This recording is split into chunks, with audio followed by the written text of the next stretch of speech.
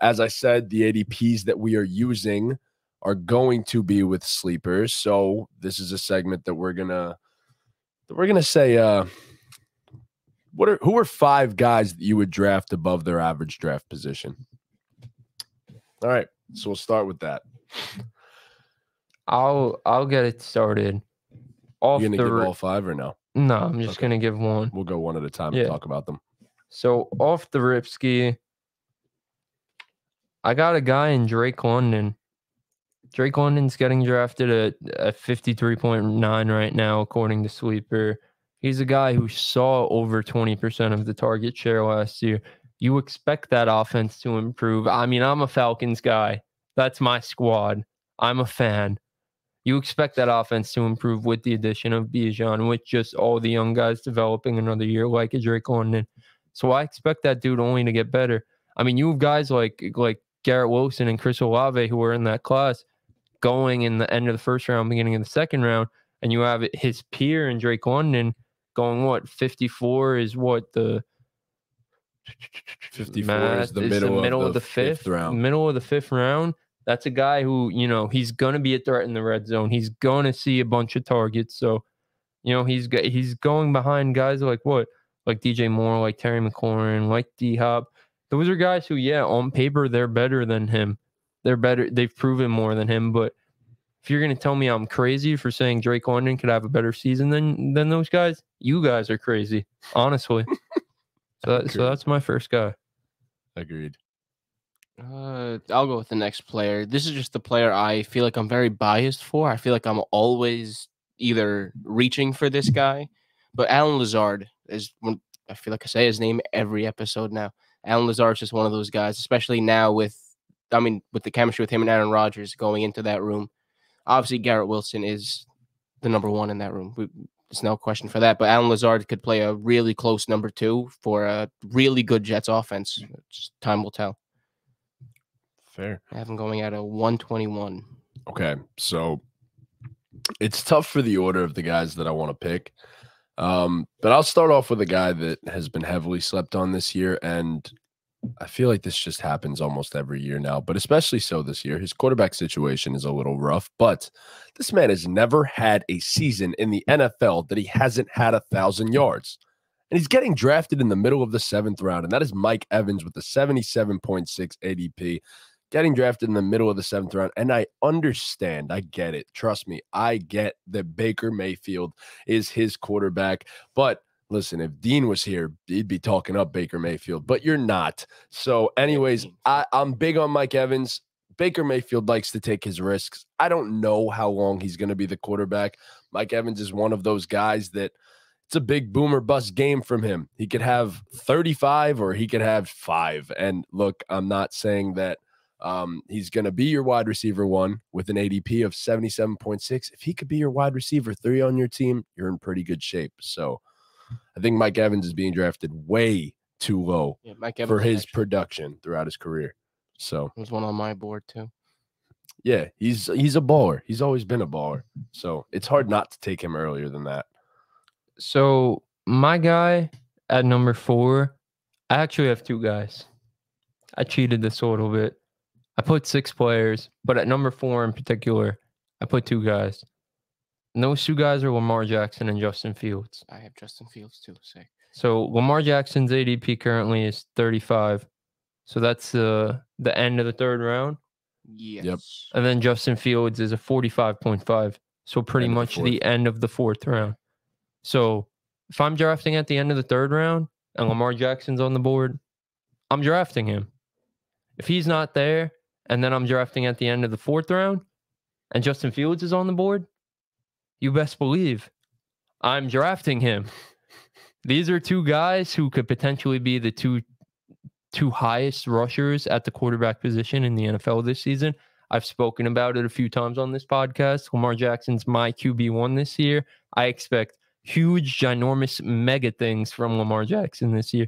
So this is more about Lamar Jackson, but I had Justin Fields there as an insurance type of thing. I think this year in fantasy, you should be trying to get one of those high-end quarterbacks. I think in particular with how deep the running back draft is and how you could get guys later on, unlike any other year, I've personally seen in my years doing fantasy, you want to make sure you get a top end quarterback. So those two guys, me personally, I'm walking away from every draft I do with one of those two guys. If it's not Lamar, I'm taking Justin Fields. Those are two guys who both have the potential. If they hit their ceiling, that's the QB1. It's as simple as that. I agree. If either one of those guys, if they hit their ceiling, that's the QB1. Yep. So to piggyback off that a bit, I also had Justin Fields written down on my list, but just like you said, it's the ability, it's the rushability is that word again. Justin Fields and Lamar Jackson in this case are just two extremely efficient runners of the ball, and their speed is game changing. Their arms are getting there. Lamar Jackson has been proving little by little to all the haters that he could consistently throw the football. Justin Fields, same thing. Just these are the elite quarterbacks to have in the drafts. Fair. Okay, so another one. I mentioned him before. I drafted him before. A lot of these guys you're going to see, I actually drafted most of them in our Dynasty mock draft. That is the guy that is currently RB22, 61.5 ADP, and it seems like he has absolutely no competition in his backfield. That's Alexander Madison. Not only is Alexander Madison far more effective, obviously, when Dalvin Cook is not playing in a game. He actually averages nearly 17 points per game, and he's consistently one of the 15 best fantasy football running backs when Dalvin Cook is not playing. Clearly, that means the opportunity is there. This is one of the most high-powered offenses in the entire league, and in this case, you don't have a quarterback that's going to QB sneak into the end zone a million times. And being that he's 5'11", 221 pounds, I'd assume he's probably going to have quite a few touchdowns this season as well. I think it's well within the range of possibilities that he's an actual RB1 in fantasy football. And I think he's getting drafted far too low, being that he's in the 6th round in this case, I believe, or maybe in the middle of the 5th. But anyways, I think it's just far too low for a guy that could potentially be your RB1. And if low end of outcomes is probably a middle tier RB2. In my personal opinion. So definitely draft Alexander Madison. Here we go, Chris, number 3. So my number 3 guy is a guy who I currently have ranked as my number 7 wide receiver in fantasy football this year. And that is none other than DK Metcalf. Yep. DK finished last year as the wide receiver 16. Wasn't that great. A wide receiver 2. But when you look at DK Metcalf after the Seahawks bye week in week 11 last year, he had 1 week where he finished with less than 8 targets. So you might say, well, Chris, they drafted JSN. That's going to take away from DK's targets. I look at it in a completely opposite way. I think they drafted JSN to take over the middle of the field, to draw the linebackers, to draw the safeties away. And DK Metcalf, an outside, a true X receiver, is going to see some of the lightest coverage he's ever seen on the outside. And we know what that man could do in single coverage. He's going to see some of the most single coverage he's ever seen in his life. Tyler Lockett on the opposite side. Right. We know about Tyler Lockett, but now you have JSN in the middle of the field. DK is going to see some of the lightest coverage he's ever seen in his entire life. In his entire life. Yes. Right. Now you have a guy like Geno Smith who's coming off a career year. You have young offensive linemen there who are probably going to improve, which would help Geno Smith. Obviously, we all know Geno Smith, excellent in the first half of last season, not so much in the second half of the season. I see more of a middle ground there. I don't think he's going to be bad. I don't know if he'll reach what he reached in the first half of the season last year, but that's fine because DK Metcalf is that good. That dude is a physical specimen. Currently wide receiver 15 in this. Right. He's a wide 2.3 ADP, late 3rd round. He's going behind a guy like Devontae Smith and T. Higgins, and those are guys who are really good wide receivers. T. Higgins is great. Devontae Smith is great. But those are guys those are the number 2s, no matter what. Yep. There's no scenario where those guys are the number 1. DK Metcalf, there's a scenario where he's the number 1 receiver on a top 5 offense in the NFL. Yep. So you draft that motherfucker. You draft him. He's my wide receiver 10. I mean, these guys, obviously, it's our list of guys we're drafting at their ADP. DK Metcalf is a guy I am trying to leave I'm drafting his ass in the third. Every draft. As you could see, I'm sure for you guys too, the guys we have on this list are guys at different positions in this draft because these are guys that we're trying to leave every draft with. These 5 guys I'm trying to have these 5 guys on my team with every single draft. Agreed. Every single draft. 100%. So if I leave my drafts with these guys, I consider it a W. 100%. A massive W of a draft. Yeah, so DK is my guy. This is crazy. I mean, took me so long to come up with five players to do this. Every single one of them has been named except for Deebo Samuel. Oh my God. I mean, yeah.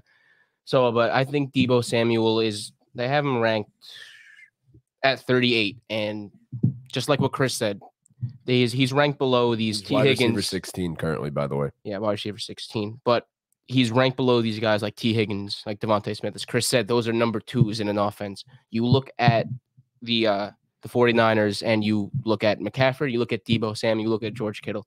These are your Brandon Ayuk. But when you look at your wide receivers, there's a clear-cut number 1. And I feel like that's Deebo Samuel. So I pose this question. Who's the quarterback? Me.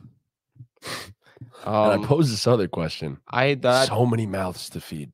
There is. But I feel like Deebo has earned to get majority of the touches. And I think Brock Purdy, has earned that starting role. If healthy. If healthy, of course. I don't even think it's sorry to cut you off. I don't even think it's a thing about Deebo like earning anything. I just think I guess it is maybe about earning, but like that's your best chance to win. That guy is so good with the ball in his hands. You put the ball in his. Obviously, you have McCaffrey, you have Kittle. You want to get the ball. Yeah, you want to get the ball. Like all those guys can make plays, but like Deebo Samuel can make plays. Yeah, no, like he 100%. Helps your. Putting the ball in that guy's hands, it helps your chances of winning. Yeah. And when you do put the ball in that guy's hands, anything could happen. There's a reason he was a running back for a lot of his fucking points. Exactly. The years of him being a running back are probably over with McCaffrey there. But that man, even in the passing game, like just put the ball in his hands and things are going to happen. Yeah. So I like that pick, Ortiz. Thank you. Fair. Okay, so another guy. This is tough. Picking the order that I want to go in here. It doesn't really matter in the end because I'm going to pick one main guy anyways. But for now, I'll take a guy that's currently has an ADP of 110.4. His teammate has been massively drafted. I believe his ADP is currently 55.1, which is middle of the 5th round. And he's a guy that was great at points in his career. And it seems as though he's kind of been forgotten because he's dealt with some injuries. If this offense is going to have as big of a bounce back as I expect it to have with obviously the addition of Sean Payton, and I think that gives you an idea of where I'm going with this. If this offense has the bounce back that we expect, Jerry Jeudy and Courtland Sutton are 2 guys that I think are going to have phenomenal seasons, especially with Russell Wilson. I think Courtland Sutton, especially given the body type and the type of receiver that he is similar to DK Metcalf, whereas Russell Wilson had a ton of success with a guy like DK Metcalf. So I think if Courtland Sutton is just healthy and Russell Wilson is just, I don't know, better than last year, we'd have to hope, then I think Courtland Sutton's going to have a big season. Personally, 6'4", incredible hands. Courtland Sutton's my guy. I think he's a guy that is going to absolutely demolish 9th round expectations in fantasy football. Go get Courtland Sutton. I gave up on him. I really did. I feel like for 3 years now we've been saying, you draft Courtland Sutton, he's going too late, and then he's probably going at just about the middle bear. And the 3 little bears, Goldilocks and the 3 bears.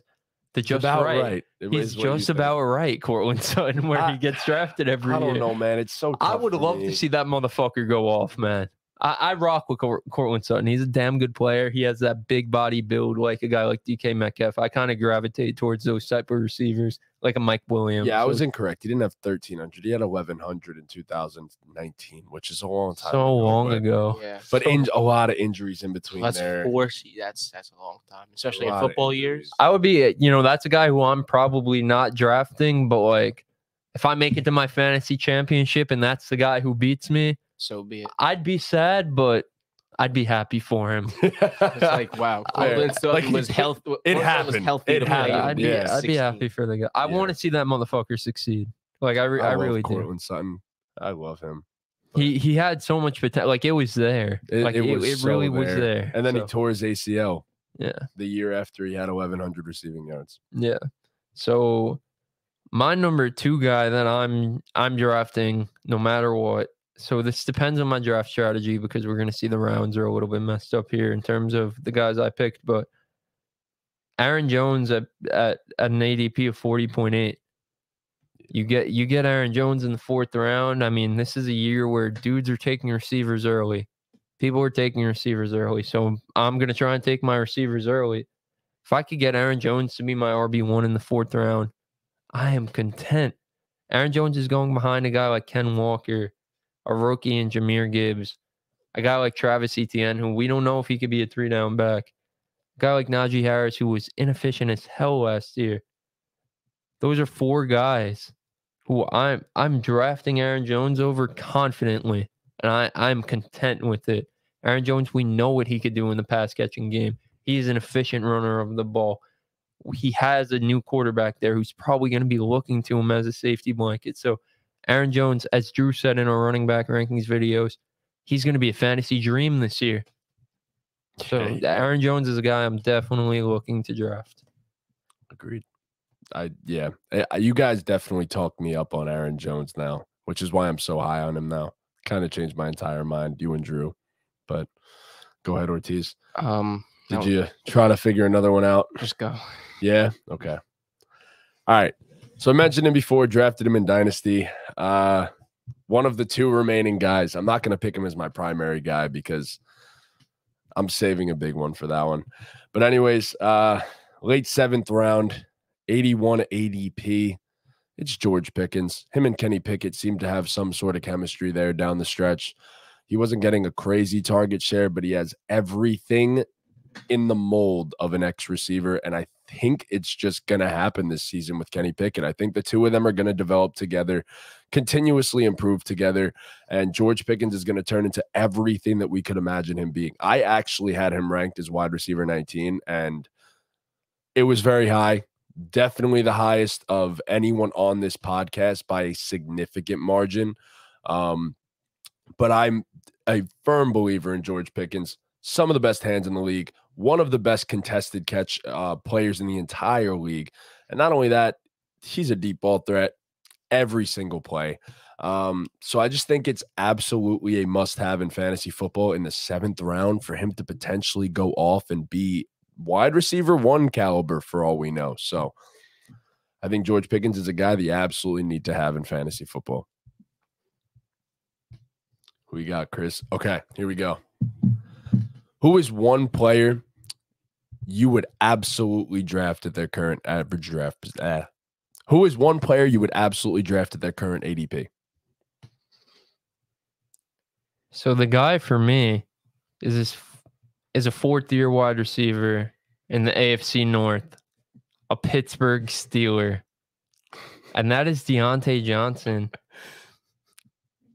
Deontay Johnson's last 3 years, 144 targets in 2020, 169 targets in 2021, and 147 targets in 2022. And if you look at his PPR finishes, 2020 he finished as the 21st wide receiver, 2021 the 8th, a wide receiver 1, and then 2022 the wide receiver 30. But the thing about 2022 was he didn't score a single receiving touchdown. The man got 147 targets, only caught 86 of them. So 60 balls were thrown in his direction that he didn't bring in a catch. And he scored 0 touchdowns. So I just have to expect his catch percentage to increase and the number of touchdowns to increase. Yep. You know, if we're looking at Deontay, we know Deontay Johnson is going to see 140 targets. Yep. That's a lock. So if I have Deontay Johnson with an improved second-year quarterback in Kenny Pickett, and I get 100 receptions from him and 4 touchdowns, that's at least a wide receiver 2. And this dude is going at an ADP of 77.3. It's crazy. He's going in the middle of the 7th round right now. It's crazy that he's going that late when every opportunity that he's had in his career, the 2 seasons prior, he was incredible in fantasy football. And as you said, positive touchdown regression has to happen. Not having any the year before is incredible to me. And I don't know how that's even possible when you have 140 targets. I don't know if that's ever been done in fantasy football, to be completely honest. I'm curious to look that up at some point. But 140 targets and not a single touchdown is crazy. There's definitely positive touchdown regression coming his way. And I think Kenny Pickett's going to improve a ton. So I'm expecting that to be like he was still offense. The wide receiver 30. So he was a wide receiver 3. This is a wide receiver 3. Wide receiver 3. That's his absolute floor. His absolute floor. You're drafting him in the middle of the 7th round. His absolute floor is a wide receiver 3. Yep. That's a guy who probably, in my opinion, I think he's a lock to at least be a wide receiver 2 with legit wide receiver 1 upside. Agreed. That's a guy who, if he gets 110 plus receptions and 8 to 10 plus touchdowns, he's a wide receiver 1 easily. By far. Yeah. By far. Do you have? My big player was Alan Lazard, and I kind of let off with him. I didn't know we're saving the big one for last, so we could use the power of editing. And yeah, I got you. Fair enough. All right, I'm gonna go with a deep sleeper, and I had to because he's a Giant, and I love him. So people have been talking about how the Giants don't have many weapons right now. Former 6th round pick, claimed him off waivers last year from the Buffalo Bills, came to a coaching staff and a GM that drafted him. And look, I love him. Isaiah Hodgins, he cooked Patrick Peterson in the playoffs last year with a fractured ankle, went for 8 catches, 105 yards, had a touchdown, all that. The man, once he came to the Giants through 10 games, he ended up with only around 50 targets. Not a crazy amount, but as the season continued to go on, Daniel Jones and Isaiah Hodgins showed a different level of chemistry. He's 6'3" and an incredible route runner. And I just feel like there's no way that he fails. The opportunity should be there. Darren Waller is going to take a bunch of pressure off this offense in general if he stays healthy, who is another guy that you could potentially get for good value in your drafts. But I think Isaiah Hodgins is going to be a guy where I think it's entirely possible he ends up with 100 targets, if not a little bit more. I think there's the opportunity for that to happen in this offense. I think he's good enough to make that happen in this offense. And look, with your last pick in the draft, he's one of the best flyers that you could have in the entire, in all of fantasy football. So I think he's absolutely a guy that you should take your chance on with the last pick in your fantasy drafts. And look, he could turn into a guy that's a low-end wide receiver too. And with that type of pick, absolutely worth it. So